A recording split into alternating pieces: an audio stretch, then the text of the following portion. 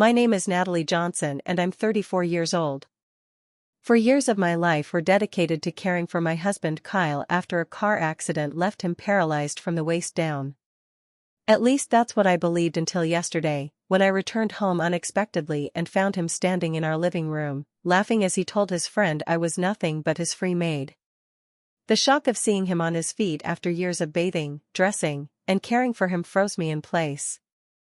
How do you process such betrayal from the person you've sacrificed everything for?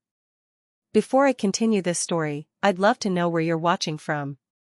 Drop your location in the comments, hit that subscribe button, and stay with me as I reveal how I discovered my husband's devastating deception and found the strength to reclaim my life.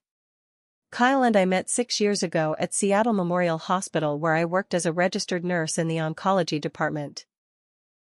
He was a pharmaceutical sales representative who frequently visited our floor, charming everyone with his warm smile and engaging personality.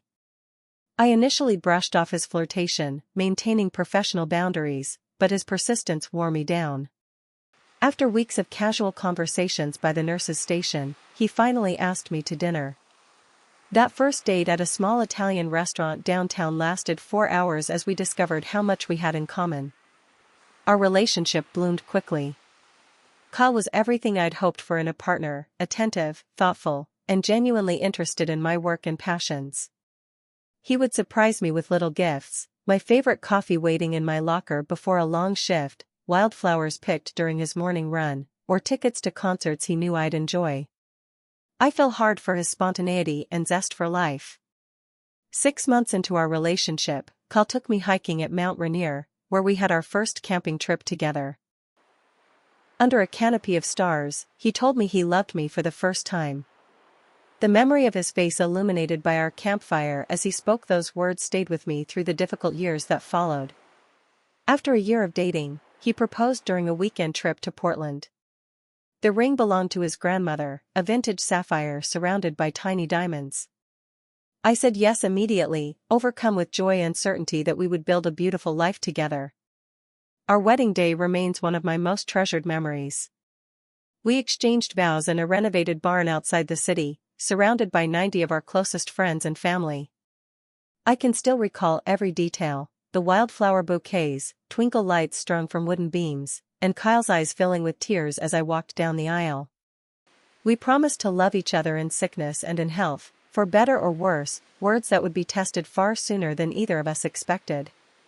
Before the accident, we had so many plans. We had started saving for a down payment on a house in the suburbs, discussing which neighborhoods had the best schools for the children we hoped to have. We wanted 3 kids, a dog, and a vegetable garden. Kyle even researched sustainable building practices, dreaming of someday constructing our own eco-friendly home.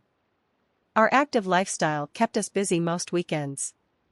Kyle loved mountain biking and taught me to enjoy trails I would have considered too challenging. We participated in charity runs, went kayaking on Lake Washington, and took dancing lessons together every Thursday night. Our friends often commented on how perfectly matched we were, always laughing and affectionate even after 2 years together. My family embraced Kyle immediately. My sister Heather particularly adored him, always saying she wished she could find someone who looked at her the way Kyle looked at me. My parents treated him like the son they never had, inviting him to help my father with woodworking projects in the garage and sharing family recipes with him. Kyle's relationship with his own family was more complicated. His parents divorced when he was 12, and both remarried partners he never fully connected with.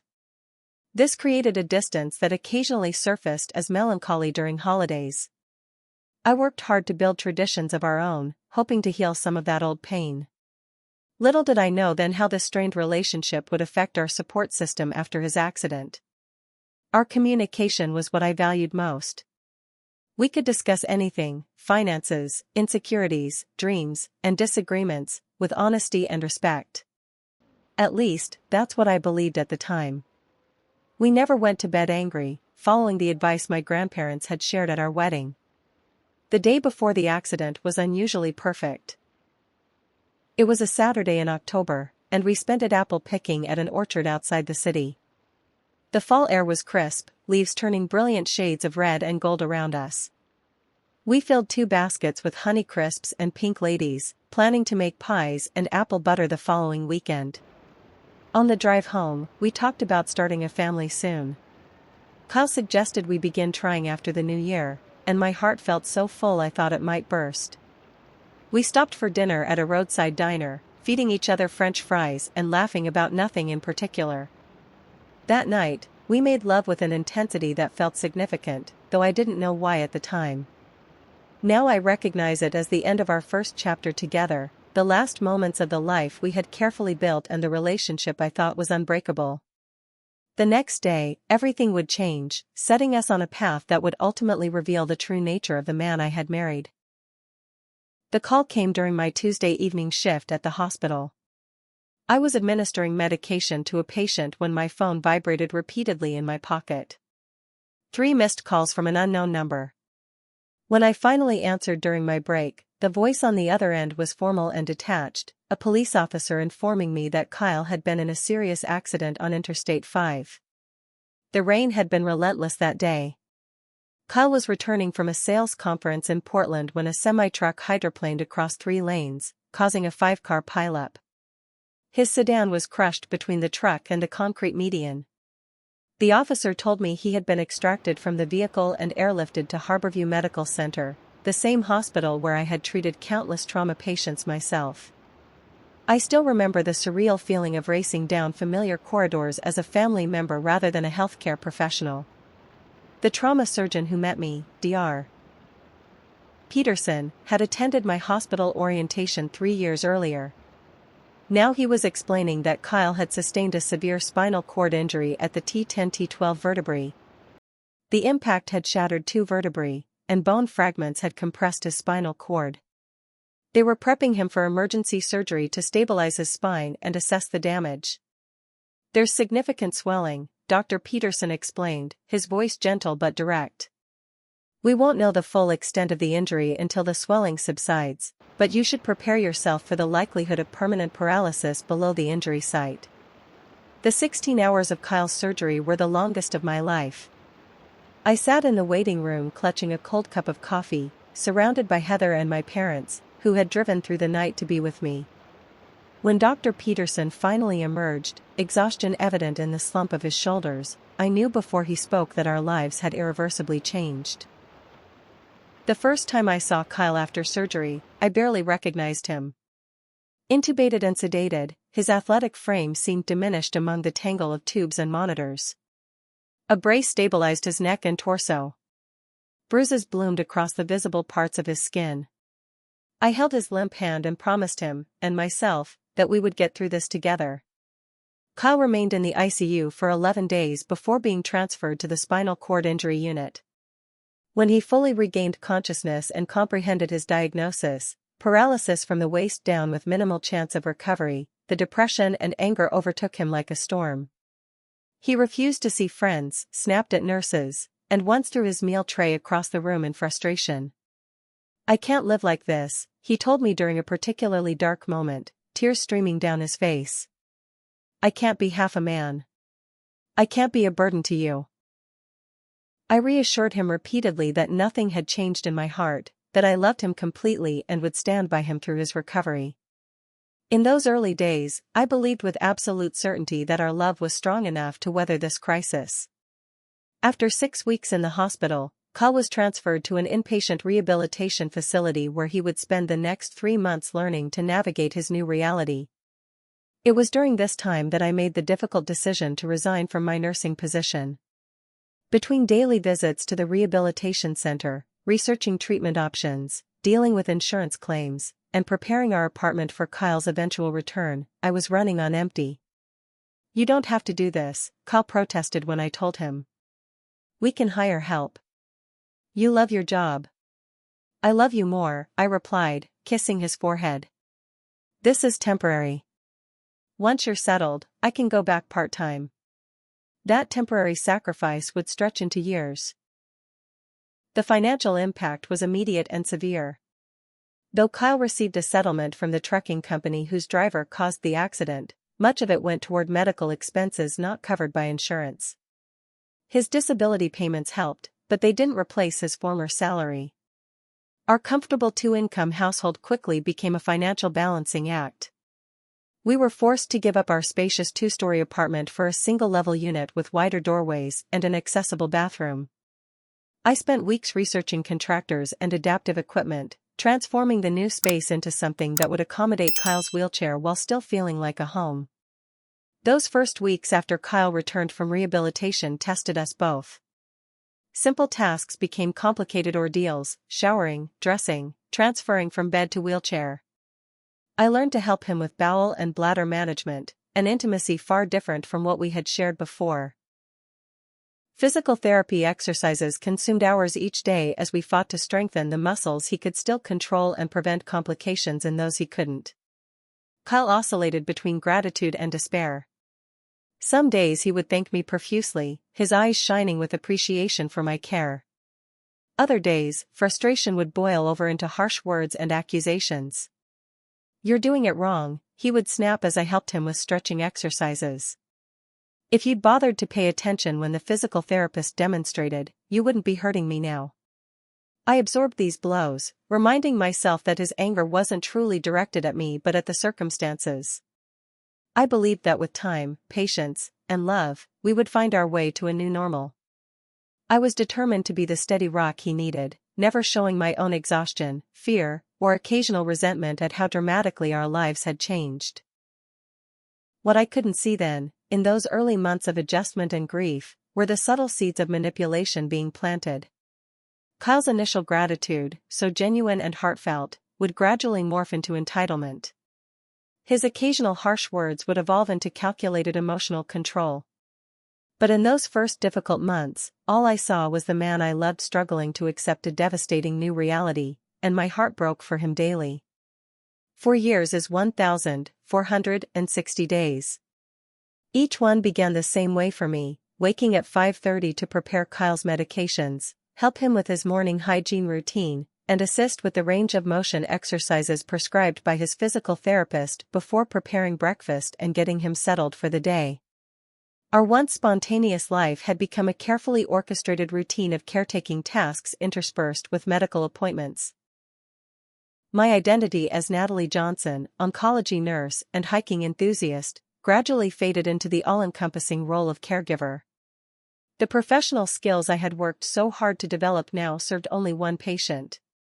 My social circle shrank as friends stopped including us in gatherings that weren't wheelchair accessible or required too much logistical planning. When they did invite us, Kyle often refused to attend, leaving me torn between accompanying him in isolation or briefly rejoining the outside world alone. The physical toll was considerable. Back pain became my constant companion from lifting and transferring Kyle multiple times daily. Sleep deprivation accumulated as I woke throughout the night to help him change positions to prevent pressure sores. My once toned body grew soft from lack of exercise and stress eating during the brief moments I had to myself. But the emotional cost was even greater. Compassion fatigue settled into my bones as months stretched into years. The border between loving wife and medical caretaker blurred until I sometimes couldn't remember what our relationship had been like before the accident. Intimacy changed form entirely, no longer the passionate connection of equal partners but the clinical touch of caregiver and dependent. Kyle's transformation was subtle at first. In the beginning, he would thank me sincerely for my help, acknowledging the sacrifices I was making. He kept a journal during his first year of recovery, and occasionally shared entries expressing gratitude for my unwavering support. But as time passed, these appreciative moments grew increasingly rare. By the second year, his thank yous had become perfunctory when they came at all. Instead, criticism flourished. Nothing was quite right, the food was too bland, the schedule too rigid, the apartment too cluttered. He developed exacting standards for how tasks should be performed, often requiring me to redo something multiple times to satisfy his specifications. "The pillows need to be arranged differently," he would instruct, frustration edging his voice. "I've told you 100 times that I need the firmer one at the small of my back. The chicken is overcooked again. Is it really that difficult to prepare a decent meal after everything I've been through?" I made excuses for his behavior, telling myself that his irritability stemmed from chronic pain and the psychological burden of his condition.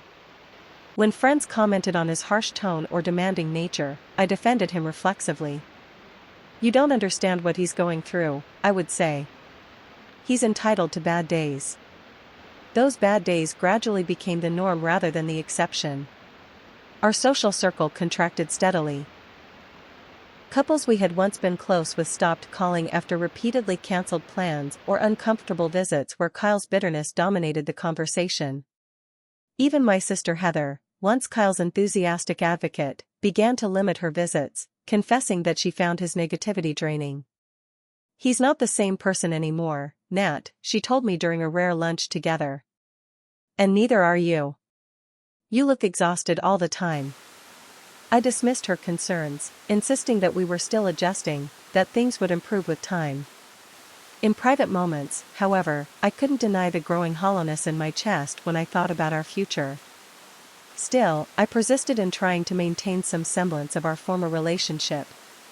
I organized movie nights at home, recreating date experiences in our living room with special meals and Kyle's favorite films. On our anniversary, I decorated the apartment with photos from happier times and ordered food from the restaurant where we'd had our first date. Kyle acknowledged these efforts with minimal enthusiasm, often checking his phone throughout the evening or complaining that the experience only highlighted what we had lost. My support system dwindled to weekly phone calls with Heather and an online forum for caregivers of spinal cord injury patients. In these virtual conversations with strangers facing similar challenges, I found momentary relief, a space where I could express frustrations without judgment. Yet I never revealed the full extent of my unhappiness, maintaining the facade that our marriage remained fundamentally loving despite the challenges. Financial pressure mounted steadily. Kyle's settlement money and our savings were depleted by the third year, primarily consumed by medical expenses not covered by insurance. Specialized equipment, alternative therapies he insisted would help, and home modifications. I began taking on remote data entry work during the few hours Kyle napped or watched television, carefully hiding my earnings to avoid his accusations that I wasn't fully dedicated to his care. Doubt crept in during quiet moments, when I lay awake at night listening to Kyle's breathing or sat alone in the car after medical appointments, delaying my return home. Was this truly what our vows had meant? Was this devotion or self-destruction? But guilt immediately followed these questions. How could I consider my own happiness when Kyle had lost so much? What kind of person would resent caring for their paralyzed spouse? So I pushed down the doubts and redoubled my efforts, believing that selfless love would eventually heal us both. I couldn't see that my sacrifice was feeding something darker than gratitude in the man I had married. Something that had perhaps been there all along, waiting for the right circumstances to emerge. The first hint that something wasn't right came during the third year after Kyle's accident. I noticed he had become increasingly protective of his phone, angling the screen away when I entered the room and quickly ending calls if I came home unexpectedly. When I mentioned this casually, his response was disproportionately defensive. "So now you're spying on me?" he snapped. "Is it not enough that I'm trapped in this chair? Do I need to give up my privacy too?" I apologized immediately, ashamed for having aroused his insecurity. Yet the incident planted a seed of unease that would gradually take root. Kyle's longtime friend Thomas began visiting more frequently around this time. They had been college roommates but had drifted apart during our early marriage. Now Thomas would come by several times a month, always insisting that I take some time for myself while he kept Kyle company. "You deserve a break, Natalie," he would say with a smile that never quite reached his eyes. "Go get a coffee or something. We'll be fine for a couple hours." At first, I was grateful for these respites, rare opportunities to breathe outside the confines of our apartment. But I began to notice subtle changes in Kyle after these visits, a certain smugness in his expression, inside jokes I wasn't privy to, and most puzzlingly, slight improvements in his physical capabilities that he would downplay when I mentioned them. One afternoon, I returned early from a grocery run to find Kyle maneuvering himself from his wheelchair to the couch with significantly more upper body strength than he had demonstrated during that morning's therapy exercises. When he saw me watching, a flash of something, alarm? Guilt, crossed his face before he grimaced and made a show of struggling with the final transition. That looked easier than usual, I commented, setting down the grocery bags. Just got lucky with the angle, he replied dismissively. Still had to use all my strength. I'll probably pay for it with pain tomorrow. Similar inconsistencies began accumulating. Kyle claimed to need assistance with tasks during my caregiving hours but managed them independently when he thought I wasn't observing. He exaggerated symptoms before medical appointments but seemed remarkably comfortable when speaking with friends on the phone. His physical therapist, Jessica, inadvertently added to my confusion during a routine home visit in our 4th year post-accident. While reviewing his exercise log, she expressed surprise at the disparity between his reported capabilities and what she had observed in their sessions. Your upper body strength has improved dramatically in the clinic, she noted, but these home logs show minimal progress. Are you sure you're recording everything correctly? Kyle shot her a warning look before explaining that he pushed himself harder during clinical sessions than at home. After Jessica left, he accused me of undermining his therapy by questioning his effort. You're supposed to be on my side, he said bitterly. Instead, you're making me look bad to my therapist. Financial discrepancies appeared as well. Reviewing our credit card statement, I discovered charges from a sporting goods store and a bar located across town, places Kyle couldn't have visited without assistance and certainly hadn't gone with me. When confronted, he claimed Thomas had used our card by mistake and promised the charges would be reimbursed. The money never appeared, and Kyle grew furious when I brought it up again. Do you have any idea how humiliating it is to have my wife tracking my spending like I'm a child? He shouted. After everything I've lost, can't I have anything of my own? This pattern of deflection and emotional manipulation became his standard response to any questioning. If I expressed concern about his secretive behavior, he would accuse me of not trusting him. If I mentioned inconsistencies in his physical limitations, he would remind me of his constant pain and suffering. When I suggested joining him and Thomas during their visits, he would claim I was monitoring him and denying him independence. You want me to stay helpless and dependent, he once said during a particularly heated argument. It gives you purpose and makes you feel superior. The accusation stung precisely because it inverted the truth so completely. I had dedicated years to helping him regain independence, celebrating every small victory in his recovery. Now he was using my dedication against me, twisting it into something controlling and self-serving. Gaslighting became so routine that I started doubting my own perceptions. Was I imagining the inconsistencies? Had exhaustion warped my judgment? Was I truly becoming the controlling, suspicious person Kyle accused me of being? During a rare lunch with my sister Heather, I cautiously shared some of my concerns, expecting her to remind me of Kyle's trauma and the challenges of his condition. Instead, her response was startlingly direct. Nat, have you considered the possibility that he's taking advantage of you? She asked, reaching across the table to take my hand.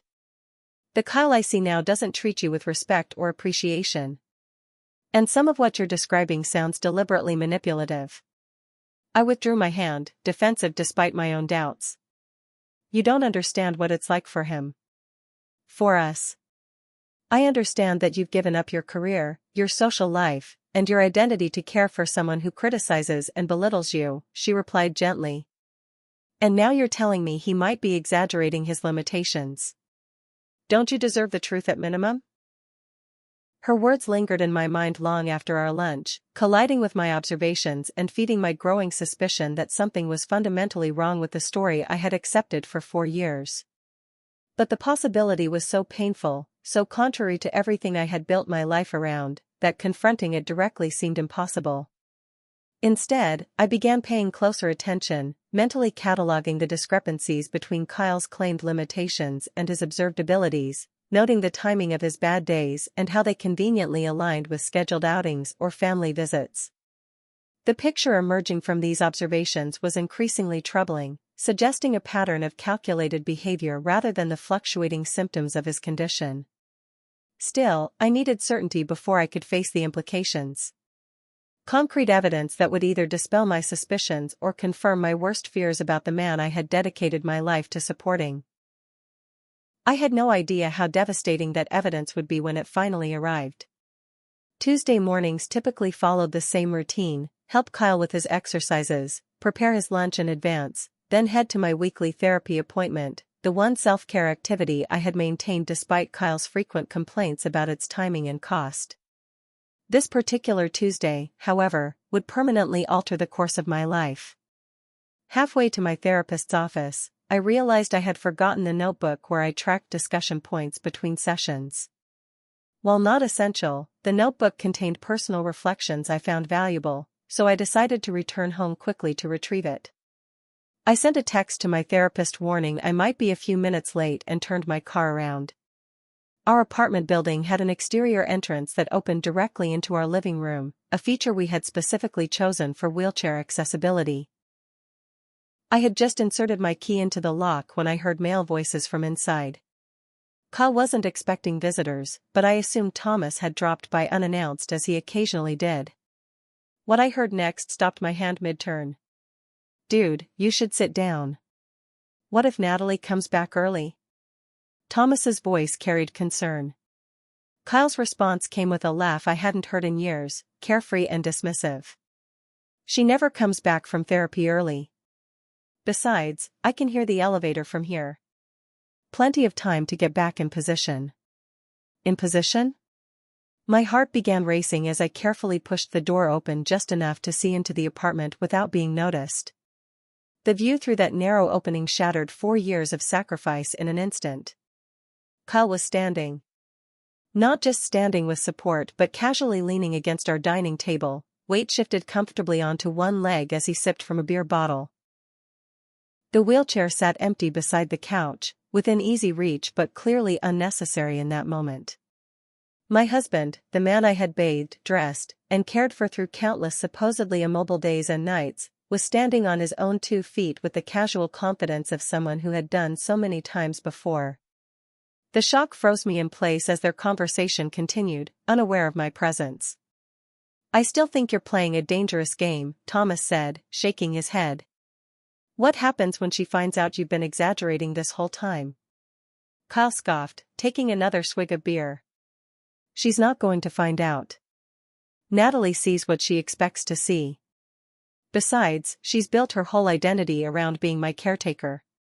She needs me to need her." "But the lying, man." Thomas looked uncomfortable. "She gave up her career for you. And got a convenient excuse to quit a stressful job," Kyle countered. "Look, I'm not saying the accident wasn't real or that I'm completely healed. The doctors were right about the initial diagnosis. They just didn't expect my particular injury to have this much recovery potential."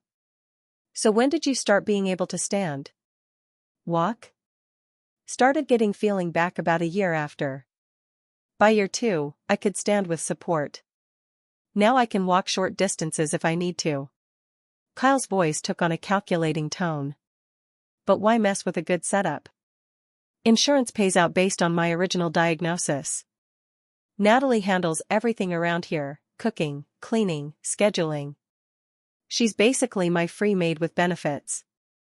The casual cruelty of those words struck like a physical blow. Free maid with benefits. For years of love, sacrifice, and care reduced to unpaid domestic service and occasional sex. I pressed my hand against my mouth to stifle any sound as tears blurred my vision. "That's cold, Kyle," Thomas replied, his voice reflecting the disgust I felt. "She loves you.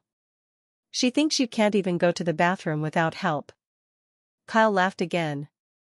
"That's the best part. She's so proud of herself for handling all the gross stuff without complaining. Meanwhile, I've been using the bathroom independently for almost 2 years when she's not around." "Does Jessica know? Your PT?" "Of course she knows some of it. She's seen my progress in the clinic. But she thinks Natalie knows too, that we've just decided to maintain the wheelchair lifestyle because it's easier with my partial recovery." He made air quotes around the word partial. "The full extent of what I can do. No one knows that except you now. And you're never planning to tell Natalie the truth? Let her go back to nursing or at least stop waiting on you hand and foot?" Kyle's response was immediate and certain. "Why would I? Look, the accident was real. The initial paralysis was real. I still have pain and limitations. I'm entitled to the insurance money and the support. Besides, have you seen what happens to couples after these injuries when the disabled person doesn't need care anymore? They fall apart. This way, Natalie feels needed and I keep the benefits of both worlds. What benefits exactly? Thomas sounded increasingly uncomfortable. Freedom without responsibility, Kyle replied, setting down his beer and stretching his arms overhead casually. Natalie handles all the adult stuff, bills, appointments, household management, while I get sympathy from everyone for my condition plus a dedicated servant who thinks she's a saint for sticking around. He laughed again, a sound that now sent chills down my spine. Besides, you should see how people treat you when they think you're disabled. Free stuff, special treatment, constant praise for doing the bare minimum. And if anyone expects anything difficult from me? Sorry, can't do it, medical condition. What about when she notices you're improving? Hasn't she said anything? Oh, she's mentioned it, but I just tell her she's imagining things or that it's only happening because she's such an amazing caretaker. She laps that shit up. His voice turned mocking, falsely sweet. You're doing such a good job with my exercises, honey. The doctor said I'd never stand again, but look, I can support myself for 5 whole seconds thanks to you. The cruel impression of gratitude, a performance I now realized he had been giving me for years, was the final straw. Nausea overwhelmed me, and I stumbled back from the door, desperate to escape before being discovered. My vision tunneled as I made my way to the stairwell, bypassing the elevator Kyle claimed he could hear. Inside my car, parked where it couldn't be seen from our apartment windows, the physical symptoms of shock took hold. My hands shook violently against the steering wheel. My heart pounded so hard I could feel each beat in my throat. Cold sweat broke out across my skin despite the warm spring day. The world I had constructed around Kyle's needs, our needs as I had perceived them, was collapsing, revealing the elaborate deception beneath. 4 years. 4 years of back pain from lifting him. 4 years of sleep deprivation. 4 years of financial sacrifice and dwindling self-worth. 4 years of accepting his criticism and mood swings as understandable responses to his condition. All while he stood and walked when I wasn't watching, mocking my dedication with his friend and calculating the benefits of keeping me ignorant. As the initial shock subsided, a strange calm descended. For the first time in years, I saw our relationship with perfect clarity, not as the love story tested by tragedy that I had believed in, but as the calculated exploitation it had become. The question now was what to do with this devastating knowledge. I drove for hours that day, following winding roads through the outskirts of Seattle with no destination in mind. The city skyline appeared and receded in my rearview mirror as I processed the magnitude of Kyle's betrayal. Every memory of our life together now required re-examination through this new lens of deception. Had there been early signs I missed? Moments before the accident when Kyle had shown this capacity for calculated cruelty? Or had the trauma and recovery truly changed him, revealing a hidden nature that prosperity and health had previously masked? I found myself parking at Alki Beach as the afternoon sun began its descent over Puget Sound. This was where Kyle had brought me after our 3rd date, where we had walked barefoot along the shore making plans for a future together. Now I sat alone in my car, watching couples stroll along that same shoreline, wondering how I would rebuild a life that had been entirely structured around a lie. By evening, a decision crystallized through the fog of betrayal and grief. I would confront Kyle directly. Not with anger or accusations, but with calm certainty. I would not allow him to manipulate or gaslight me again. When I finally returned home shortly after 8, Kyle was in his wheelchair watching television, the picture of helpless dependency. He looked up with practiced concern. "Where have you been?" "I was worried sick." "You missed your therapy appointment and didn't answer my texts." In the past, this display of concern would have prompted immediate apologies and explanations. Tonight, I simply set my keys on the counter and looked at him steadily. "I came home this morning to get my notebook," I said, my voice remarkably steady. "I heard your conversation with Thomas." The change in his expression was subtle but unmistakable, a momentary widening of the eyes, a tightening of his jaw, quickly controlled and replaced with confusion. What are you talking about? Thomas wasn't here today. I saw you standing, Kyle. I heard everything you said about your convenient setup and me being your free maid with benefits. He attempted to maintain the facade for a few more seconds, then his expression hardened as he realized denial was futile. The transformation was chilling, the helpless, appreciative husband vanishing instantly, replaced by someone coldly calculating. So now you know, he said flatly. What exactly do you expect to happen? I expect you to tell me the truth. How long have you been able to stand and walk? He shrugged, suddenly casual. Started getting feeling back around the 1-year mark. Could stand with support by year 2. Walking short distances by year 3, though it still takes effort. And you let me continue to believe you were completely paralyzed? To bathe you, dress you, help with your most private functions when you could manage them yourself? You're oversimplifying, he replied defensively. The injury was real. The initial paralysis was real. I still have limitations and pain. I just adapted better than expected. And chose to hide that adaptation from your wife while mocking her dedication behind her back. His defense quickly shifted to attack. What was I supposed to do? The moment you found out I was improving, you'd have gone back to your precious nursing career and left me to fend for myself. Or worse, expected me to go back to working 60-hour weeks when I'm still dealing with chronic pain. That's not true, I said quietly. I would have celebrated every improvement. We could have adjusted our lives together based on your actual abilities. That's what partners do. Partners, he scoffed. Is that what you think we've been? You've loved playing the saintly caretaker, Natalie. Don't pretend otherwise.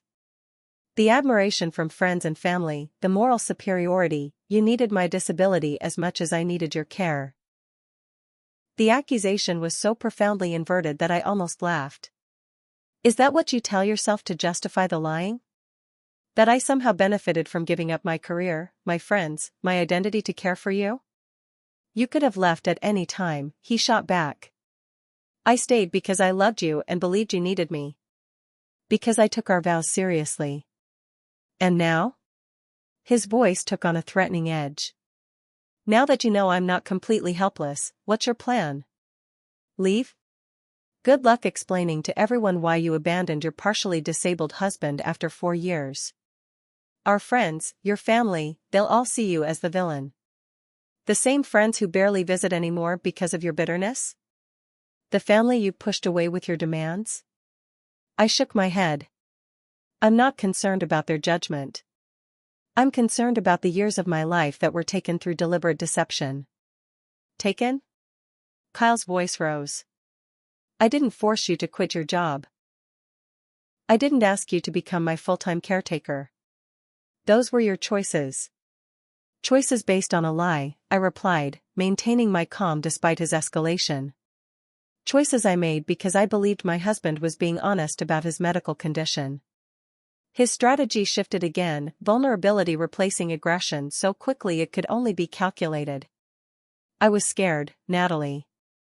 When I started recovering, I was terrified you'd leave if I didn't need you anymore. What would I have left? Our whole relationship became about my disability. Because you made it that way, I said softly. Every time I tried to maintain some normalcy, date nights, seeing friends, discussing the future, you pulled us back to your limitations. Now I understand why. We sat in silence for several moments, the years of deception hanging between us like a physical presence. Finally, Kyle spoke again, his tone conciliatory. We can start over. Now that you know, we can rebuild. I'll be more honest about my capabilities, and you can go back to work part-time if that's what you want. We can find a balance. For a brief moment, I imagined this possibility, reconstructing our marriage on a new foundation of truth.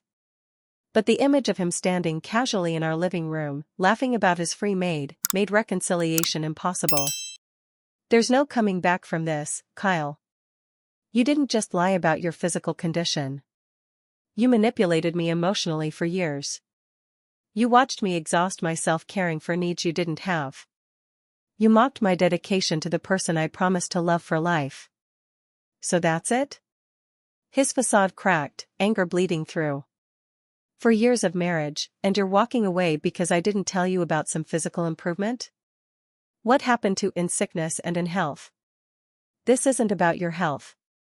It's about trust, respect, and basic human decency, all of which you violated. I meant my vows, Kyle. You turned them into a convenience. I slept in the spare room that night, the first time in 4 years I had deliberately chosen to put physical distance between us.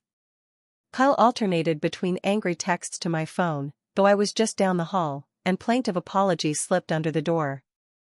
Each attempt at manipulation was now transparent, his tactics visible in a way they never had been before.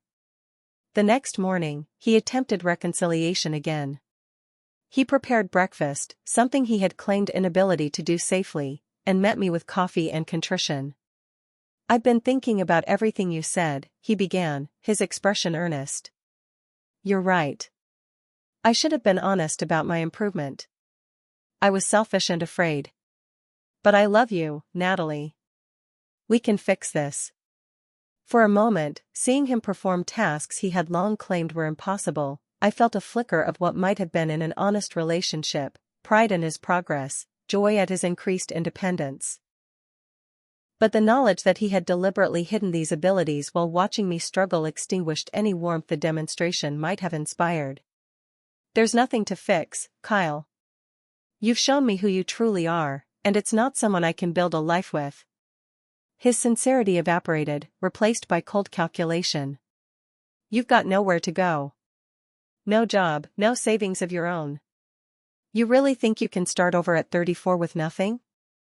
The threat might have worked before, when I believed leaving would mean abandoning someone who physically depended on me. Now it simply confirmed the correctness of my decision. I'd rather have nothing and my self-respect than everything and live with someone who sees me as a convenience. His expression darkened. "You won't get a cent from me in a divorce. I'll tell everyone you abandoned me as soon as things got difficult. Your nursing colleagues, your friends from the hospital. They'll all know you as the woman who couldn't handle her husband's disability." "Is that the story you're going with?" I asked quietly. "Because the medical records from your recent physicals, the testimony of your physical therapist about your actual capabilities, and the credit card charges from places you visited independently tell a different story." The color drained from his face. He hadn't expected this level of clarity and preparation from the woman he had manipulated for years. "You wouldn't dare expose me," he said, but uncertainty had replaced confidence in his voice. "I don't want to expose anyone, Kyle. I just want to move forward with my life based on truth rather than deception. What happens next is entirely your choice." As I walked away from that conversation, I felt something I hadn't experienced in years, the lightness of freedom. The path ahead would be difficult, rebuilding a career, finding new housing, processing the trauma of prolonged deception. But for the first time since the accident, I was walking toward a future determined by my own choices rather than someone else's lies. That afternoon, I called Heather from the privacy of my car. Her immediate response to my situation was both validating and practical. "Pack your essentials while he's at physical therapy tomorrow," she advised. "You can stay with me until you figure out next steps. Whatever you need, financially, emotionally, logistically, I'm here."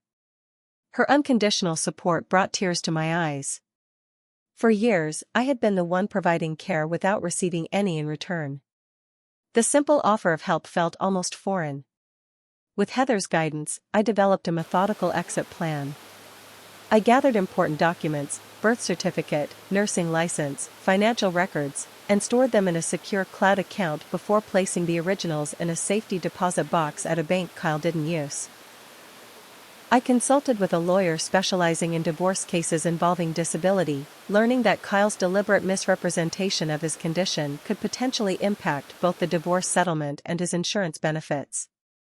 Most importantly, I documented his deception. Using my phone, I recorded him performing tasks he claimed inability to do when he thought I wasn't watching. I saved text messages where he threatened to damage my reputation if I left. I contacted his physical therapist Jessica, who confirmed that Kyle had been demonstrating significantly greater mobility in clinical sessions than he acknowledged at home. "I always assumed you knew about his progress," Jessica told me, sounding troubled. "He said you both had decided to maintain the wheelchair lifestyle because it was easier with his partial recovery. I should have spoken with you directly instead of taking his word." I assured her that the deception wasn't her fault. Kyle had manipulated everyone in his orbit, creating separate narratives for different people to maintain his preferred reality. While Kyle was at a dental appointment, I packed essentials into 2 suitcases, enough clothes for a few weeks, sentimental items that couldn't be replaced, and the nursing textbooks I had kept despite Kyle's repeated suggestions that I donate them since you won't be going back to that career. The final element of my preparation was perhaps the most difficult, writing Kyle a letter explaining my departure. Despite the anger and betrayal I felt, I wanted to close this chapter with dignity rather than additional drama or cruelty. Kyle*. By the time you read this, I will have moved out of our apartment. After discovering the extent of your deception regarding your physical capabilities, continuing our marriage is impossible. The trust between us has been irreparably broken*. I have contacted a lawyer regarding divorce proceedings. They will be in touch about dividing our assets and formalizing the end of our marriage. I am not interested in taking anything that isn't rightfully mine, I simply want to move forward with my life*. I hope you will approach this process with honesty and fairness. I have documentation of your actual physical condition and your threats regarding my departure. I would prefer not to use this information, but I will if necessary to protect myself from false accusations*. Despite everything, I wish you healing, not just physically, but emotionally and ethically. The accident changed both our lives, but the choices you made afterward were not determined by your injury*. Goodbye*. Natalie*. I placed the letter on the kitchen counter and left our apartment for the last time on a Thursday afternoon in April, exactly 4 years and 2 months after Kyle's accident. The symbolism wasn't lost on me. Spring, the season of renewal and growth, seemed an appropriate time to begin rebuilding my life. Heather welcomed me with open arms, having prepared her guest room with fresh linens and a small vase of daffodils. "The first night is the hardest," she said, hugging me tightly. "But you're not alone anymore." Kyle's reaction to my departure was exactly as I had anticipated, a barrage of manipulative communication cycling through anger, self-pity, and false remorse. He left 27 voicemails in the first 48 hours, ranging from threats to tearful apologies. I listened to each one just long enough to confirm he wasn't announcing any emergencies, then saved them as further evidence of his emotional manipulation. When phone calls proved ineffective, he shifted strategies. He contacted mutual friends with a distorted version of events, claiming I had abandoned him after a minor improvement in his condition. He posted vague, sympathetic updates on social media about facing unexpected challenges alone and the pain of betrayal during ongoing recovery. Most painfully, he attempted to turn my parents against me, calling my mother with elaborate lies about my mental state and alleged involvement with another man. Fortunately, my family had witnessed Kyle's controlling behavior firsthand over the years and recognized the manipulation for what it was. The divorce process was inevitably complicated by Kyle's attempts to portray himself as an abandoned disabled spouse. However, the evidence I had gathered, medical records showing his actual capabilities, witness statements from his physical therapist, and recordings of him performing supposedly impossible tasks, quickly undermined this narrative. When his lawyer presented him with this documentation, Kyle's approach shifted from aggressive contestation to rapid settlement. In the end, we divided our modest assets equitably. I took my personal belongings, a portion of our joint savings, and my car. Kyle kept the accessible apartment, his wheelchair, which he still needed for longer outings despite his improved mobility, and the remainder of his insurance settlement. The divorce was finalized 6 months after I left, severing the legal bonds of a relationship that had emotionally ended the moment I saw him standing in our living room. Throughout this period of transition, I focused on rebuilding my professional identity. Returning to nursing after a 4-year absence required completing continuing education courses and a refresher program, which I financed using my portion of our savings. The process was humbling. Skills that had once been second nature now required conscious effort and practice, but also deeply affirming. Each completed certification renewed my confidence in my abilities outside the role of caretaker. 3 months after leaving Kyle, I accepted a position at a different hospital from where I had previously worked, starting in a part-time capacity while completing my refresher training. The reduced schedule allowed me to attend weekly therapy sessions, where I processed the complex grief of losing both my marriage and 4 years of my life to deception. "You're mourning multiple losses," my therapist explained. "The partner you thought you had, the future you imagined together, and the sacrifice you made based on false information. It's important to acknowledge all these layers of grief." Through therapy, I began recognizing patterns in my relationship with Kyle that predated his accident, subtle controlling behaviors I had interpreted as protectiveness, small deceptions I had excused as harmless. The accident hadn't fundamentally changed Kyle, it had simply created circumstances where his manipulative tendencies could flourish unchecked. 8 months after leaving, I moved into my own apartment, a small but bright one-bedroom with large windows and a balcony where I cultivated a container garden. The space reflected my emerging identity, simple, nurturing, and oriented toward growth. I adopted a rescue dog named Cooper, a gentle golden retriever mix who had been abandoned after suffering a leg injury. His resilience despite past trauma became both companion and inspiration during my own recovery process. Perhaps the most unexpected development in my healing journey was reconnecting with Brian, a nurse anesthetist I had worked with before leaving the profession. We encountered each other at a medical conference I attended as part of my continuing education. What began as collegial catching up over coffee evolved into genuine friendship and eventually, cautiously, into something more. Unlike Kyle, Brian respected my independence and celebrated my professional accomplishments without feeling threatened by them. He listened attentively when I shared my experience with Kyle, neither dismissing the trauma nor allowing it to define me. Most importantly, he demonstrated consistency between words and actions, a quality I now recognized as essential rather than optional in relationship. The first holiday season after leaving Kyle tested my resolve and healing progress. November and December had always been our months, filled with traditions we had established together. Facing them alone triggered unexpected waves of grief for the relationship I had believed in, if not the one that actually existed. Heather invited me to join her family for Thanksgiving, where I found myself sharing my story with her in-laws. Their compassionate response, free from judgment or pity, helped ease the lingering shame I carried about failing at my marriage, despite intellectually understanding that Kyle's deception had made success impossible. By Christmas, I felt strong enough to create new traditions of my own. I volunteered at a local shelter serving meals, finding unexpected joy in community service that benefited others without depleting me. I decorated my small apartment with simple ornaments purchased specifically for this fresh start. Cooper received an embarrassing number of dog toys and wore a ridiculous holiday sweater with remarkable dignity.